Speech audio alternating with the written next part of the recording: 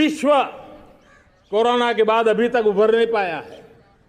युद्ध ने फिर एक नई मुसीबत पैदा की। आज दुनिया महंगाई के संकट से जूझ रही है। पूरी दुनिया की अर्थव्यवस्था को महंगाई ने दबोच के रखा है। हम भी दुनिया से जिन सामान की जरूरत होती है लाते हैं, तो हमें सामान तो इंपोर्ट करते हैं। हमारा दुर्भाग्य है कि हमें महंगाई भी इंपोर्ट करनी पड़ती है, क्योंकि पूरी दुनिया को महंगाई ने जकड़ के रखा है। लेकिन मेरे प्यारे परिवारजनों, भारत ने महंगाई को नियंत्रित रखने के लिए भरसक प्रयास किए हैं। पिछले कालखंड की तुलना में हमें कुछ सफलता भी मिली है, लेकिन इतने से संतोष नहीं मान सकते। दुनिया से हमारी चीजें अच्छी है, इतने बात से हम सोच नहीं सकते। मुझे तो मेरे देशवासियों को महंगाई की बोझ कम से कम हो, इस दिशा में और भी कदम उठाने हैं और हम उस कदम को उठा के रहेंगे। मेरा प्रयास निरंतर जारी रहेगा। 2019 में परफॉर्मेंस के आधार पर आप सबने मुझे फिर से आशीर्वाद दिया।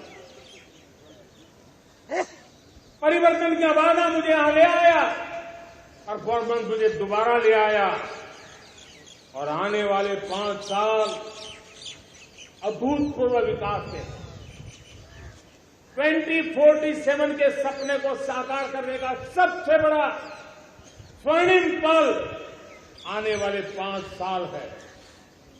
और अगली बार 15 अगस्त को इसी लाल किले से मैं आपको देश की उपलब्धियां, आपके सामर्थ्य, आपके संकल्प, उसमें हुई प्रगति, उसकी जो सफलता है, उसके गौरवगान, उससे भी अधिक आत्मविश्वास के सामने आपके सामने मैं प्रस्तुत करूंगा। पिछले कुछ सप्ताह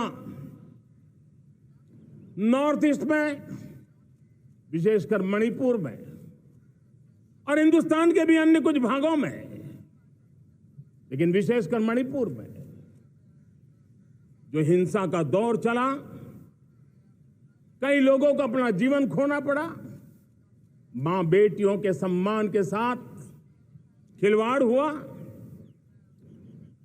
लेकिन कुछ दिनों से लगातार शांति की खबरें आ रही हैं। देश मणिपुर के लोगों के साथ है। देश मणिपुर के लोगों को पिछले कुछ दिनों से जो शांति बनाए रखी है, उस शांति के पर्व को आगे बढ़ाए और शांति से ही समाधान का रास्ता निकलेगा। और राज्य और केंद्र सरकार मिलकर के उन समस्याओं के समाधान के लिए भरपूर प्रयास कर रही है, करती रहेगी। आज मेरे देश के लोकतंत्र में एक ऐसी विकृति आई है जो कभी भारत के लोकतंत्र को मजबूती नहीं दे सकती। और वो क्या है बीमारी? परिवारवादी पार्टियां। और उनका तो मंत्र क्या है? Party of the family, by the family and for the family. इनका तो जीवन मंत्र यही है कि उनकी पॉलिटिकल पार्टी, उनका राजनीतिक दल परिवार का, परिवार के द्वारा और परिवार के लिए, परिवारवाद और भाई भतीजावाद प्रतिभाओं के दुश्मन होते हैं, योग्यता को नकारते हैं, सामर्थ्य को स्वीकार नहीं करते हैं। और इसलिए परिवारवाद इस देश के लोकतंत्र की मजबूती के लिए उसकी मुक्ति जरूरी है। सर्वजन हिताय सर्वजन सुखाय, हर किसी को हक मिले इसलिए, और सामाजिक न्याय के लिए भी ये बहुत। उसी प्रकार से तुष्टीकरण ने सामाजिक न्याय का सबसे बड़ा नुकसान किया। अगर सामाजिक न्याय को तबाह किसने किया है तो ये तुष्टीकरण की सोच, तुष्टीकरण की राजनीति, तुष्टीकरण का सरकारी योजनाओं का तरीका, इसने सामाजिक न्याय को मौत के घाट उतार दिया है। और इसलिए हमें तुष्टीकरण भ्रष्टाचार ये विकास का सबसे बड़ा दुश्मन है। अगर देश विकास चाहता है, देश 2047 विकसित भारत का सपना का साकार करना चाहता है, तो हमारे लिए आवश्यक है कि हम किसी भी हालत में देश में भ्रष्टाचार को सहन नहीं करेंगे। इस मूड को लेकर के चलना चाहिए। हमारी कार्य संस्कृति बड़ा सोचना, दूर का सोचना, सर्वजन हिताय सर्वजन सुखाय सोचना, यह हमारी कार्यशैली रही है। और सोच से भी ज्यादा, संकल्प से भी ज्यादा हासिल कैसे करना, इस ऊर्जा के साथ हम काम करते हैं।